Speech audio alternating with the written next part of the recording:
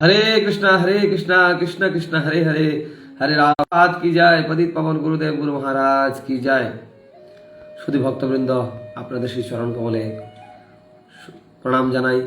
আশা করি আপনারা খুব ভালো আছেন এবং সুস্থ আছেন। প্রতিদিনের ন্যায় আমরা ভগবত ভক্তের আলোচনা প্রসঙ্গে কিছু আলোচনা করি। তো আজকে যে বিষয়টা নিয়ে আমরা আলোচনা করার চেষ্টা করি সেটা হচ্ছে আগামী 8ই জানুয়ারি 5 মাধব 23 পৌষ বৃহস্পতিবার কৃষ্ণ পঞ্চমী তিথিতে শ্রীল রামচন্দ্র কবিরাজের তিরুভাব তিথি এবং পাশাপাশি শ্রীল গোপাল ভট্ট গোস্বামীর আবির্ভাব তিথি। তো আজকে আমরা শ্রী গোপাল ভট্ট গোস্বামীর জীবনী সম্পর্কে আমরা একটু আলোচনা করার চেষ্টা করব। আজকে গুরু মহারাজের বাণী নভেম্বর 20। সব কাজে মিলেমিশে করা উচিত।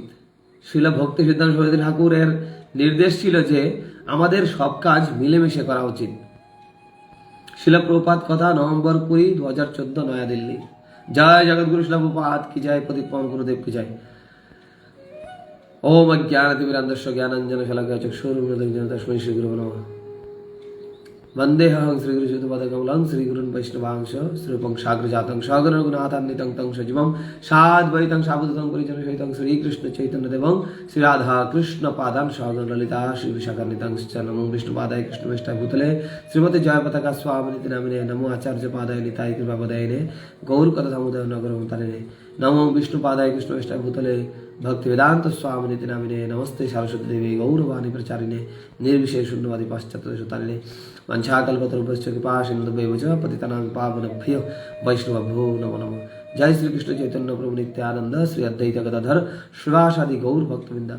हरे कृष्ण कृष्ण कृष्ण हरे हरे हरे राम राम राम हरे हरे। श्रील गोपाल भट्ट गोस्वामी করুণাময় শ্রী গৌর হরি প্রেম বিতরণ করতে করতে ক্রমে ক্রমে দক্ষিণ দেশের প্রতি নগরে নগরে শ্রীনাম প্রেম বিতরণ করছেন। তার শ্রীমুখ নিঃসৃত হরিনামামৃত পান করে সহস্র সহস্র নরনারীর প্রাণ শীতল হয়। দীনহীন পতিত জনগণ কৃষ্ণ নামামৃত পান করে জীবন ধন্যাতি ধন্য করল। শ্রী মহাপ্রভু নাম প্রেম বর্ষণ করতে করতে মহাতীর্থ শ্রীরঙ্গ ক্ষেত্রে উপস্থিত হলেন। শ্রীরঙ্গ ক্ষেত্রে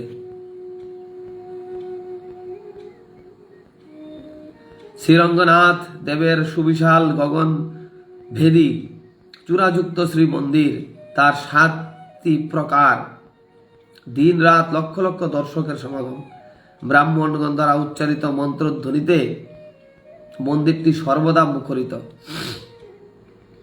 শ্রী গৌর সুন্দর যখন সে মন্দিরে কোটি গন্ধর্ব বিনিন্দিত সুমধুর কণ্ঠে হরে কৃষ্ণ কৃষ্ণ কৃষ্ণ হরে হরে হরে রাম রাম রাম হরে হরে এই নাম কীর্তন করলেন, ধরলেন, সকলে স্তম্ভিত বিস্মিত পুলকিত হয়ে উঠলেন। এইরকম হচ্ছে মহামন্ত্রের মহিমা। কি অপূর্ব শ্রী মূর্তিখানি, যার কাছে তপ্ত সোনার কান্তি ও নিষ্প্রভ, তাতে প্রস্ফুটিত কমল তুল্য দীর্ঘ নয়ন যুগল দিয়ে দর দর করে প্রেম বাড়ি ঝরছে। প্রতিটি অঙ্গ প্রত্যঙ্গের সুষমা যেন মদনের মন হরণ করছে। ব্রাহ্মণগণ ভাবতে লাগলেন, এ কি কোনো দেব? যখন মহাপ্রভু এত সুন্দর হরিনাম সংকীর্তন করছেন ভক্ত সঙ্গে, তখন ওখানে শ্রীরঙ্গদেবের মন্দিরে যে ব্রাহ্মণরা ছিল তারা বলছে, ভাবতে লাগলেন, ব্রাহ্মণগণ ভাবতে লাগলেন, এ কি কোনো দেব? মনুষ্যের শরীরে কি এত অপূর্ব ভাবের উদয় হতে পারে? আমাদের সাধারণ মানুষের ভাবের মধ্যে কি এত ভাব আসতে পারে? তারা ভাবতে লাগলো।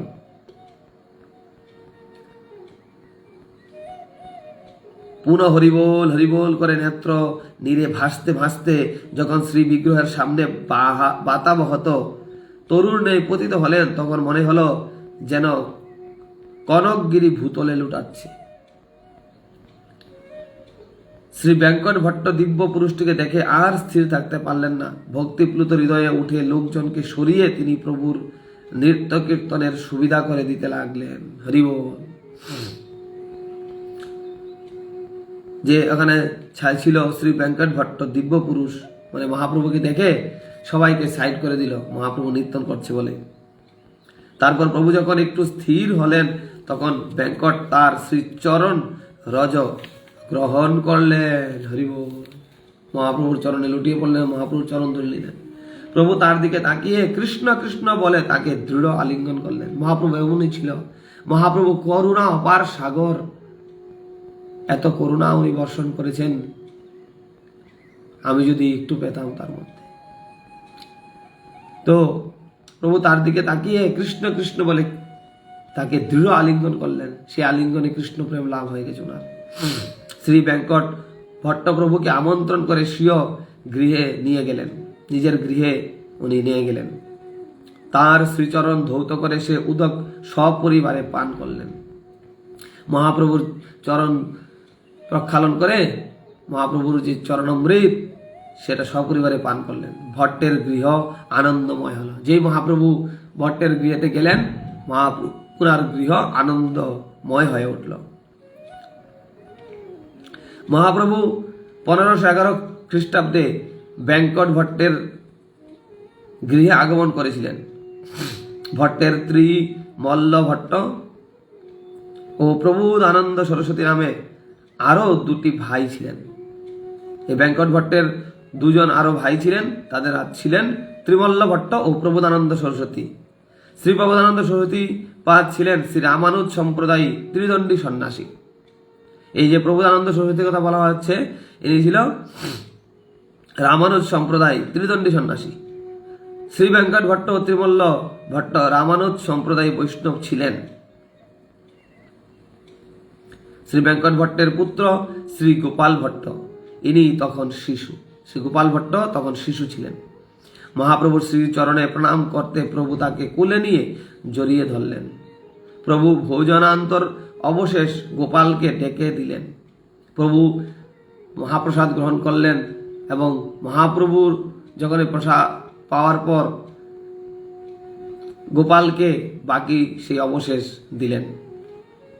কি ভাগ্য তার!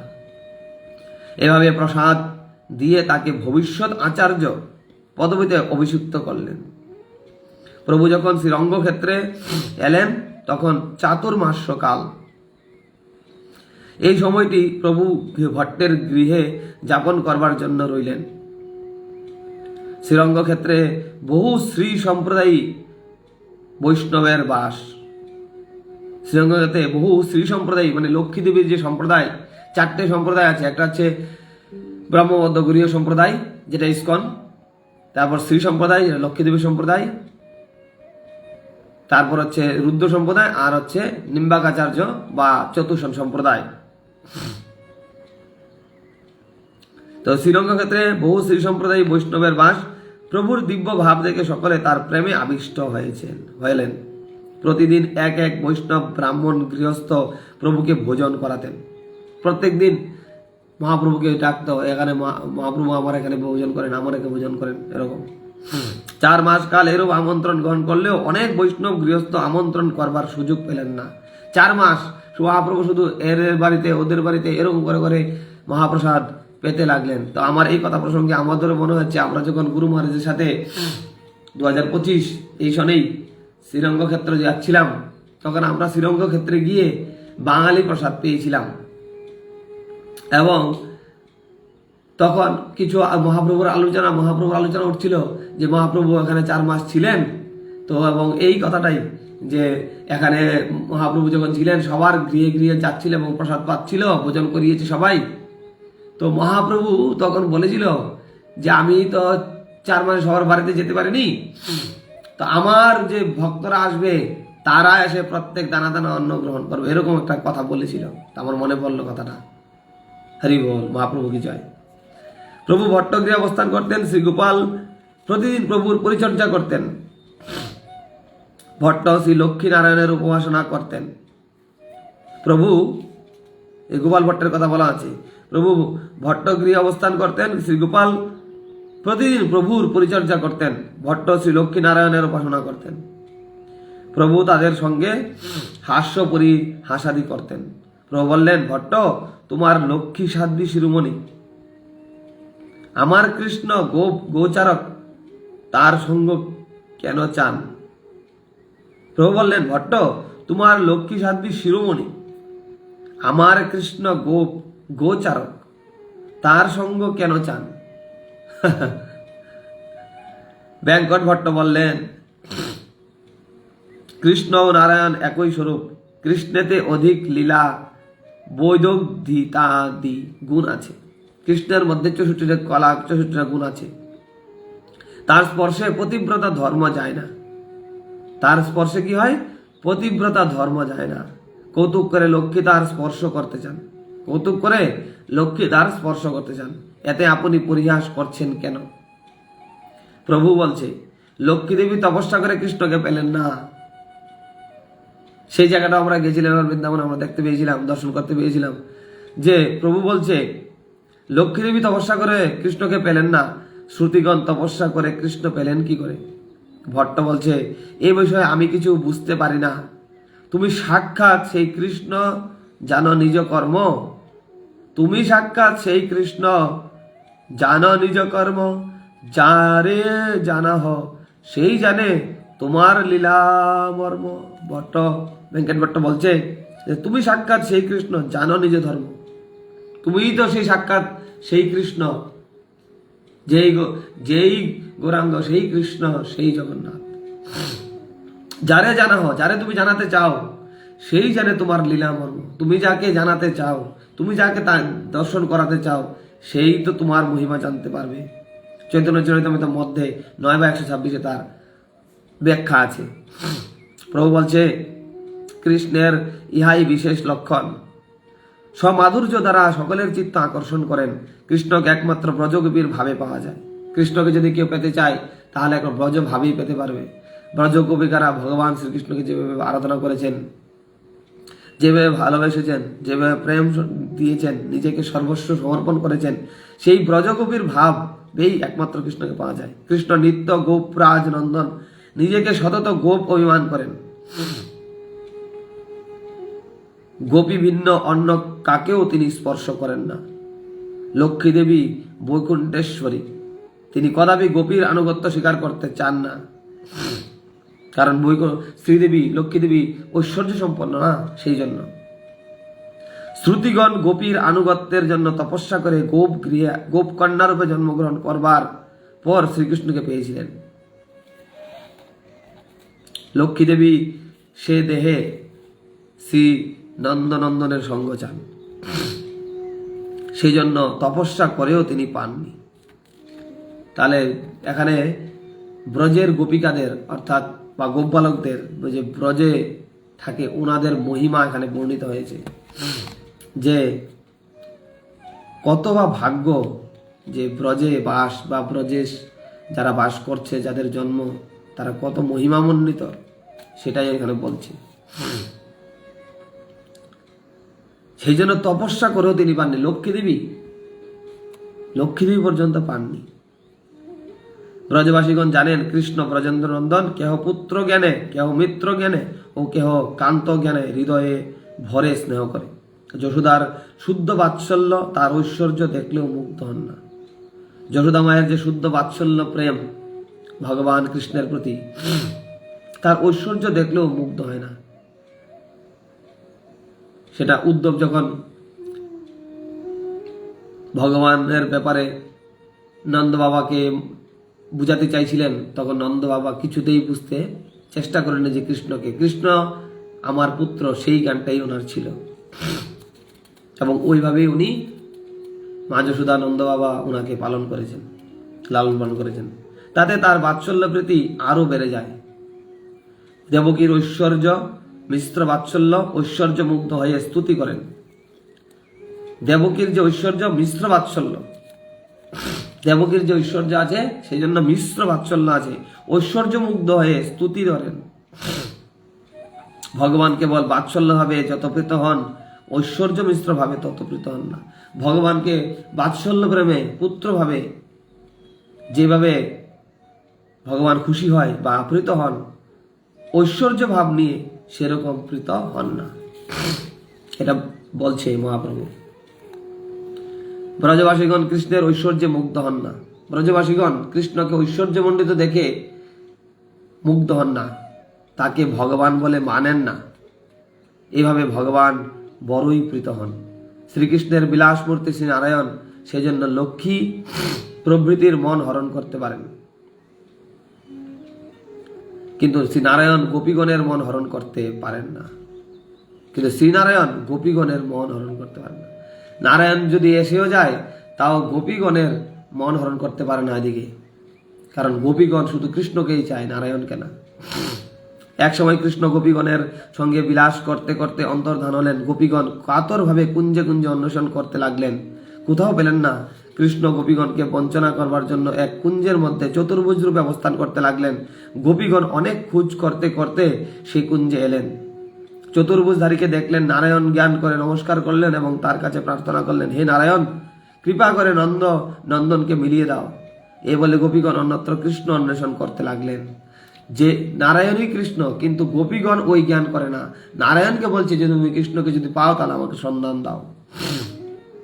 এ বলে গোপীগণ অন্যত্র কৃষ্ণ অন্বেষণ করতে লাগলেন। অবশেষে শ্রী রাধা ঠাকুরানের অনুসন্ধান করতে করতে সেখানে এলেন এবং শ্রীমূর্তি এবং মূর্তির প্রতি দৃষ্টিপাত করলেন।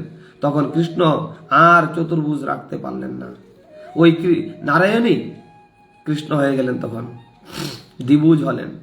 শ্রী রাধা বললেন, হে সখী ললিতে, শীঘ্র এসো, বংশীধারীকে পেয়েছি। ললিতা বলছে, বংশীধারী কোথায়? শ্রী রাধা বলছে, এই তো বংশীধারী। ললিতা বলছে, উনি তো নারায়ণ। বিশাখা বলছে, আমরা তো দেখে এলাম। শ্রী রাধা বলছে, তোমরা কি চোখের মাথা খেয়েছ? তখন সখীগণ সকলে সমবেত হলেন। শ্রীকৃষ্ণ উচ্চ হাস্য করতে লাগলেন। গোপীগণ কখন নারায়ণ স্বরূপ দেখে মুগ্ধ হন না। গোপীগণ কখনো নারায়ণ স্বরূপ দেখে মুগ্ধ হন না। এটাই হচ্ছে গোপীদের ভগবানের প্রতি প্রেম ও ভালোবাসা। ভট্ট পরিবার প্রভুর শ্রীমুখে এবং বিধ শ্রীকৃষ্ণ লীলা শ্রবণ করে যেন আনন্দ সাগরে ভাসতে লাগলেন। বেঙ্কট ভট্ট প্রভুর শ্রীচরণে দণ্ডবত হয়ে পড়লেন। প্রভু তাকে তুলে আলিঙ্গন করলেন ও অনেক প্রশংসা করলেন। এই লীলাগুলো মহাপ্রভু বেঙ্কট ভট্টকে বলছেন এবং বেঙ্কট ভট্টের পরিবার শুনে তা খুব খুশি হলেন। ভট্টের গৃহে 4 মাস প্রভু এই রূপে কৃষ্ণ কথা রঙে অতিবাহিত করলেন। তারপর বিদায় চাইলেন। ভট্ট গৃহে ক্রন্দনের রৌল উঠল। যে গৃহে 4 মাস ভগবান থাকে, সেই গৃহ থেকে যদি ভগবান চলে যায় তখন কিরকম হবে, সেটাই হয়েছে ওই গৃহে। ভট্টপুত্র শ্রী গোপাল কেঁদে প্রভুর শ্রীচরণ তলে মূর্ছিত হয়ে পড়লেন। ভট্টের পুত্র শ্রী গোপাল কেঁদে কেঁদে কি হয়েছে, প্রভুর চরণ তলে মূর্ছিত হয়ে পড়লেন। প্রভু আর কয়েকদিন থেকে প্রভু দিয়ে গোপালকে বললেন, তুমি এখন গৃহে মাতা পিতার সেবা করো, পরে বৃন্দাবনে এসো, নিরন্তর শ্রীকৃষ্ণ নাম শ্রবণ কীর্তন করো। মহাপ্রভু উপদেশ দিচ্ছে যে এখন তুমি মা বাবার সেবা করো, পরে বৃন্দাবনে এসো, নিরন্তর শ্রীকৃষ্ণ নাম শ্রবণ কীর্তন করো। প্রভু সকলকে এরূপ উপদেশ করে তীর্থযাত্রা করলেন। যেহেতু উনি তীর্থযাত্রায় ছিলেন, 4 মাস উনি ওনার ভট্টগৃহে ছিলেন। শ্রীগোপাল ভট্ট অল্পকাল মধ্যে ব্যাকরণ, কাব্য, অলঙ্কার ও বেদান্ত শাস্ত্রাদিতে পারদর্শী হলেন।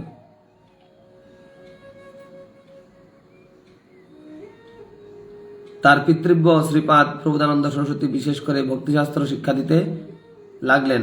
পিতৃব্য কৃপায় সর্বশাস্ত্রে হইল জ্ঞান, গোপালের সম এথা নাই বিদ্যাবান। ভক্তিরত্নাকর প্রথম তরঙ্গ। পিতৃব্য কৃপায় সর্বশাস্ত্রে হইল জ্ঞান, গোপালের সম এথা নাই বিদ্যাবান। প্রভুর শ্রীচরণ দর্শনের পর হতে গোপাল ভট্টের মন নিয়ত প্রভুর চরণ চিন্তায় মগ্ন হল। কবে পুনঃ প্রভুর দর্শন পাবো? কারণ মহাপ্রভুর একবার দর্শন পেয়ে গেছে না, চরণ স্পর্শ পেয়ে গেছে না, সেই জন্য আর ওনার মন মহাপ্রভু থেকে যেতে চাইছে না। কবে পুনঃ প্রভুর দর্শন পাবো, সর্বদা এই চিন্তায় দিনাতিপাত করতে লাগলেন। করতেন। বৃদ্ধ পিতা মাতাকে ত্যাগ করে যেতে পারেন না। এরূপে কিছুদিন কেটে গেল। ব্রাহ্মণের অন্তিম সময় উপস্থিত হলো। গোপালকে ডেকে বললেন, বৎস, আমার অন্তর্ধানের পর তুমি শ্রী মহাপ্রভুর শ্রীচরণে বৃন্দাবনে চলে যাও। ব্রাহ্মণী এরূপ আদেশ করে শ্রীমান মহাপ্রভুর চরণ স্মরণ করতে করতে স্বধামে প্রবেশ করলেন। গোপাল ভট্টের মা বাবা অন্তর্ধান হলো। বৃন্দাবনে যাইতে পুত্রের আজ্ঞা দিয়া দোহে সঙ্গোপন হইলা প্রভু সঙ্গরিয়া। ভক্তিরত্নাকর প্রথম তরঙ্গ 164 নম্বর শ্লোক।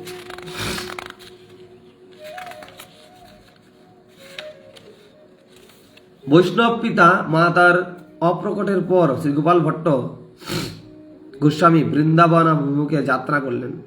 যখন ওনার পিতামাতা অন্তর্ধান হলেন তখন গোপাল ভট্ট বৃন্দাবন, যেহেতু মহাপ্রভু বলে গেছেন যে তুমি বৃন্দাবনে এসে পড়ে এখন মা বাবার সেবা করো, তখন উনি বৃন্দাবনের দিকে যাত্রা অভিমুখ করলেন। বৃন্দাবনে শ্রী গোপাল ভট্ট এলে শ্রীরূপ গোস্বামী পুরীতে প্রভুর নিকট তৎক্ষণাৎ লোক প্রেরণ পূর্বক সংবাদ পাঠিয়ে দিলেন। প্রভু শ্রীরূপ ও শ্রী সনাতনকে পূর্বেই জানিয়ে রেখেছিলেন বৃন্দাবনে শ্রী গোপাল ভট্ট আগমন করবেন। মহাপ্রভু সব জানতেন, তাই আগেই বলে দিয়েছিলেন শ্রীরূপকে এবং শ্রী সনাতনকে। শ্রীরূপ ও শ্রী সনাতন গোস্বামী তাকে আপন ভ্রাতার ন্যায় আদর যত্ন করতে লাগলেন। তাদের মধ্যে অনবদ্য প্রেম মৈত্রী ভাব প্রকট হল। শ্রীরূপ গোস্বামীর প্রেরিত লোকপত্র সহ পুরীতে মহাপ্রভুর সন্নিকট উপস্থিত হলেন। প্রভু পত্রখানি দেখে আনন্দে উৎফুল্ল হয়ে উঠলেন।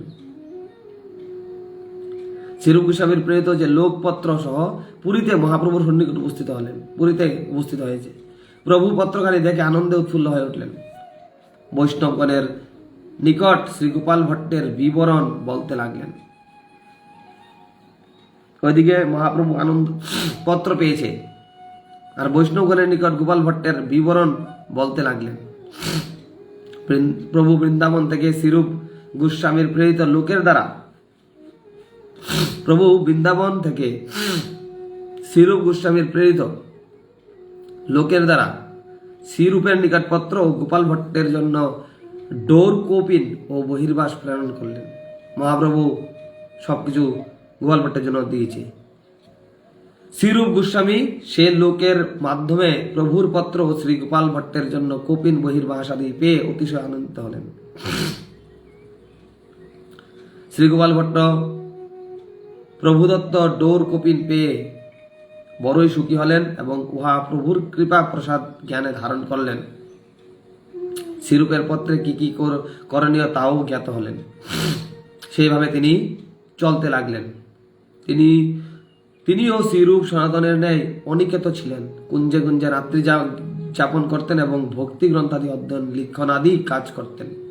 শ্রীরূপ সনাতন সবসময় গ্রন্থ লিখন আদি করতেন, উনিও সেরকম ভাবে গ্রন্থ লিখন আদি অধ্যয়নে কাজ করতেন।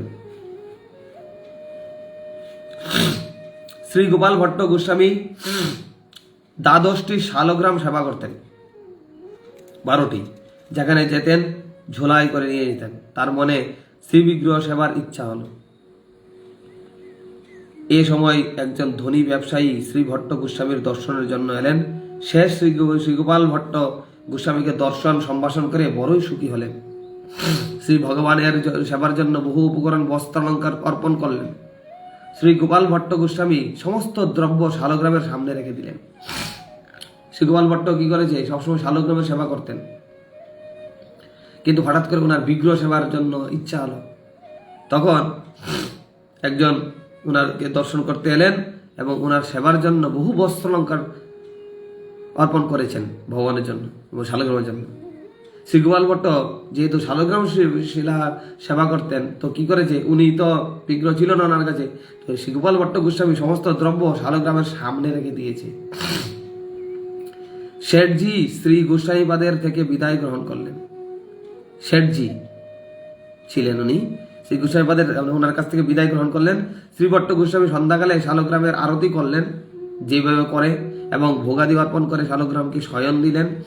উপরে একখানি ঝুড়ি চাপা দিলেন, মানে উপর দিয়ে শালগ্রামকে করে উনি একটা ঝুড়ি চাপা দিয়ে দিয়েছেন, যেই শালগ্রামকে সেবা করেছেন।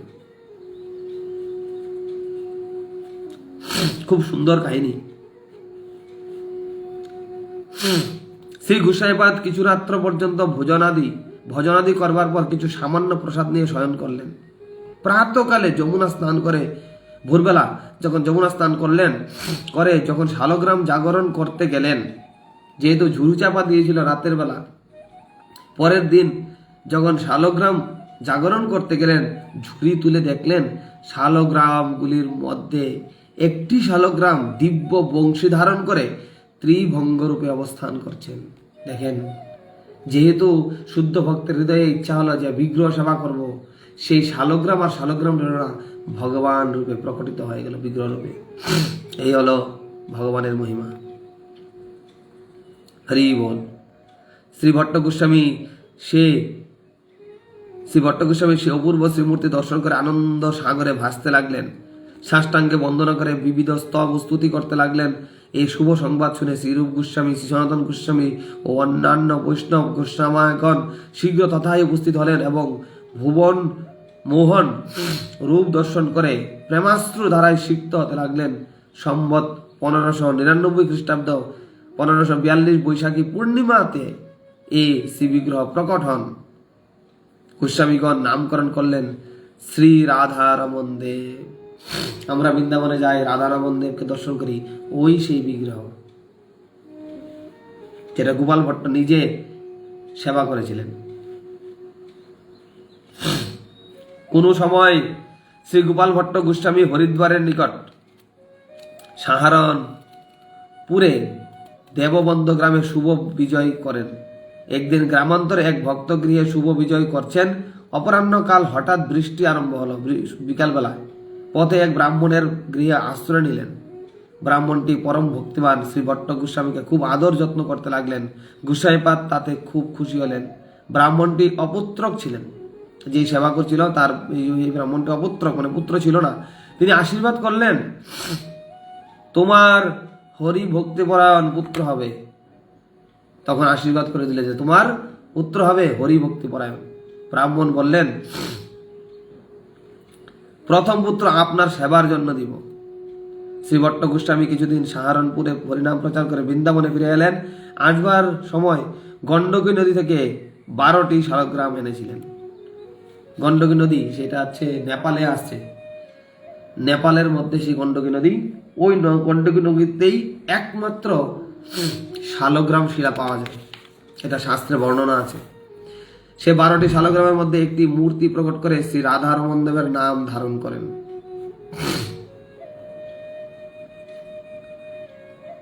প্রায় 10 বছর পরের কথা। একদিন শ্রী গোপাল ভট্ট গোস্বামী মধ্যাহ্নকালে যমুনা স্নান করে ভজন কুটিরে ফিরছেন। 10 বছর পরের কথা এটা। এখন গোপাল ভট্ট গোস্বামী কি করেছে, মধ্যাহ্নকালে, এবার মধ্যাহ্নকালের কথা বলছে, যমুনা জলে স্নান করে ভজন কুটিরে ফিরছেন। দূর থেকে দেখলেন একটি শিশু দরজায় বসে আছে। শিশুটি শ্রী গোস্বামী পাদকে দেখে গাত্রোত্থান করলেন, তাকে দণ্ডবোধ করলেন। শ্রী ভট্ট গোস্বামী জিজ্ঞাসা করলেন, তুমি কে? কুমারটি উত্তর দিল, আমি সাহারনপুর দেববন্ধ গ্রাম থেকে এসেছি। ওই যে বলল যে প্রথম পুত্র আপনার জন্য দেব। শ্রী ভট্ট গোস্বামী, তোমার পিতার নাম কি? কেন আমার কাছে এসেছো? কুমার বললে, আপনার সেবা করবার জন্য পিতা আমাকে পাঠিয়েছেন। ওই ব্রাহ্মণ যে কথা দিয়েছিল যে আমার প্রথম পুত্র আপনার জন্য, আমার নাম গোপীনাথ। হরি বল। তখন শ্রী ভট্ট গোস্বামী পূর্ব কথাসমূহ মনে পড়ল, বালকটিকে সেবক করে রেখে দিলেন। গোপীনাথ অতি সাবধানে শ্রী ভট্ট গোস্বামীর সেবা করতে লাগলেন। সেই পুত্রটি অর্থাৎ গোপীনাথ সেই ভট্ট গোস্বামীর খুব সুন্দরভাবে সেবা করতে লাগলেন। পরবর্তীকালে শ্রী গোপীনাথ পূজারী গোস্বামী নামে পরিচিত হন। এই যে গোপীনাথ, যে বালকটি এসেছিল গোপাল ভট্টের কাছে, পরবর্তীকালে ওই গোপীনাথ পূজারী গোস্বামী নামে পরিচিত হন। ব্রহ্মচারী রূপে ইনি আজীবন শ্রী রাধারমন দেবের সেবা করেছিলেন। যে গোপাল ভট্টের কাছে রাধারমন ছিল, সে সবসময় ব্রহ্মচারী হয়ে আজীবন ওই রাধারমন দেবের সেবা করেছিলেন। এর ছোট্ট ভাই শ্রী দামোদর দাস সপরিবারে শ্রী গোপীনাথজির নিকট থেকে মন্ত্র দীক্ষা গ্রহণ করেন এবং শ্রী রাধারমন দেবের সেবায় নিযুক্ত হন। সবাই রাধারমনের সেবায় নিযুক্ত হয়েছেন। শ্রী দামোদর দাসের তিন পুত্র হরিনাথ, মধুরানাথ ও হরিরাম। শ্রী গোপাল ভট্ট গোস্বামী শ্রী রাধারমন দেবের সেবা করতে করতে মহাপ্রভুর কথা স্মরণে বিহ্বল হতেন। রাধারমণের সেবা করতেন আর মাঝে মধ্যে মহাপ্রভুর কথা স্মরণে বিহ্বল হয়ে যেতেন। শ্রী ভট্টের দু নয়ন দিয়ে অশ্রুধারা ঝরত। এই হচ্ছে শুদ্ধ প্রেম ভগবানের প্রতি। তখন শ্রী রাধারমন দেব শ্রী গৌরাঙ্গ রূপে শ্রী ভট্টকে দর্শন দিতেন। তখন রাধারমণই এই যে মহাপ্রভুর যে রূপ, গৌরাঙ্গ মহাপ্রভু রূপে শ্রী ভট্টকে দর্শন দিতেন। গোপালের প্রেমাধীন শ্রী রাধারমন, শ্রী গৌর সুন্দর মূর্তি হইলা সেই ক্ষণ। হরি বল। যেই গৌর সেই কৃষ্ণ সেই জগন্নাথ। গোপালের প্রেমাধীন শ্রী রাধারমন মানে গোপাল ভট্টের সেই গৌর সুন্দর মূর্তি হইলা সেই ক্ষণ। যেই মহাপ্রভুকে স্মরণ করতে লাগলো, রাধারমণের সেবা করতে করতে মহাপ্রভু ওই রাধারমণের মধ্যে প্রকট হয়ে গেল। ভক্তি রত্নাকার চতুর্থ তরঙ্গ 345 শ্লোক নাই এটা আছে। শ্রী গোপাল ভট্ট গোস্বামী শ্রীনিবাস আচার্যকে মন্ত্র দীক্ষা প্রদান করেন। শ্রীমৎ সনাতন গোস্বামী শ্রী গোপাল ভট্ট গোস্বামীর নামে শ্রী হরিভক্তি বিলাস রচনা করেন। এই যে আমরা হরিভক্তি বিলাস পাই, এটা শ্রীমৎ সনাতন গোস্বামী শ্রী গোপাল ভট্ট গোস্বামীর নামে শ্রী হরিভক্তি বিলাস রচনা করেন। শ্রী গোপাল ভট্ট গোস্বামীর ষট সন্দর্ভের কারিকা, কৃষ্ণ কর্ণামৃতের টিকা, সৎ ক্রিয়াসার দীপিকা প্রভৃতি গ্রন্থ রচনা করেছিলেন। শ্রী গৌর গণোদ্দেশ দীপিকায় শ্রী কবি কর্ণপুর গোস্বামী লিখেছেন, অনঙ্গ মঞ্জুরি সাধ্য গোপাল ভট্টক ভট্ট গোস্বামী নাগ কচিদাহু শ্রী গুণমঞ্জুরি। যিনি পূর্বে ব্রজ অনঙ্গ মঞ্জুরি ছিলেন, বর্তমান তিনি শ্রী গোপাল ভট্ট গোস্বামী। ভগবানের কৃষ্ণের লীলাকালে কৃষ্ণ যখন লীলা বিলাস করেছিলেন তখন তার সঙ্গে যে ব্রজ গোপ বালকগণ লীলা করেছিলেন তারাই মহাপ্রভুর সময় এসেছিলেন। এই জন্য বলছে যিনি পূর্বে ব্রজে অনঙ্গ মঞ্জুরি ছিলেন তিনিই বর্তমানে শ্রী গোপাল ভট্ট গোস্বামী। আগে ছিলেন অনঙ্গ মঞ্জুরি। কেউ কেউ বলেন ভট্ট গোস্বামী শ্রীগুণ মঞ্জুরি ছিলেন। জন্ম শকাব্দ 1425, খ্রিস্টাব্দ 1503, পৌষ কৃষ্ণ তৃতীয়া। শ্রীমৎ গোপাল ভট্ট গোস্বামী 75 বছর বয়স পর্যন্ত প্রকট ছিলেন। শকাব্দ 1500, খ্রিস্টাব্দ 1578, শ্রাবণ কৃষ্ণ ষষ্ঠী তিথিতে শ্রী গোপাল ভট্ট গোস্বামী পাদ অপ্রকট হয়েছেন। 75 বছর ধরাধামে প্রকট ছিলেন।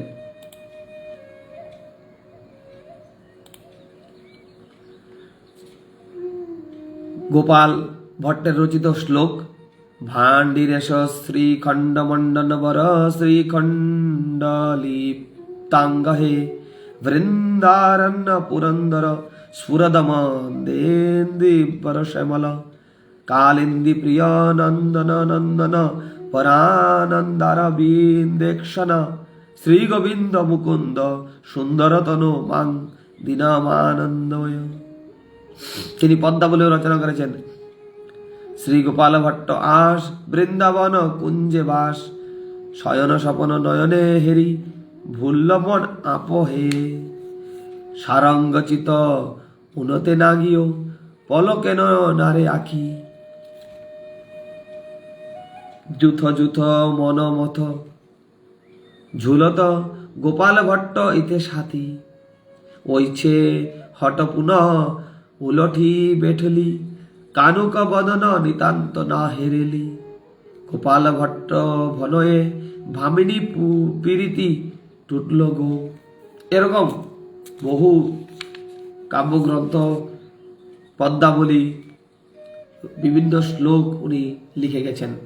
এগুলো যদি আমরা পড়ি, আমরা শুনি, তাতে আমাদের মঙ্গল। জগতের মঙ্গল, কাউকে যদি আমরা শোনাই তাতেও মঙ্গল। তো এই ছিল গোপাল ভট্ট গোস্বামীর ভগবানের যে লীলামৃত বলতে পারেন। আমরা যেমন চরণামৃত পান করি সেরকমই অমৃত। এটা হচ্ছে শ্রবণ, মানে আমরা শ্রবণ করে অমৃত গ্রহণ করতে পারি।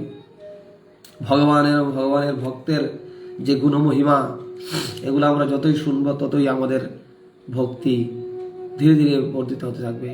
ভক্তি একটা লতার মতো আমরা লতাতে যেরকম প্রত্যেক দিন জল দিলে সেই লতাটা বর্ধিত হতে থাকে, ঠিক ভক্তিটাকেও শ্রবণ কীর্তন জল সেচন করতে হবে। তখন শ্রবণ এবং কীর্তনের দ্বারা কাউকে প্রচার করা এবং নিজে শোনা বা শ্রবণ করা, সেগুলোর মাধ্যমে আমাদের ভক্তিলতা বর্ধিত হবে। তো এই ছিল শ্রী গোপাল ভট্ট গোস্বামীর জীবন চরিত। খুব ভালো লাগলো।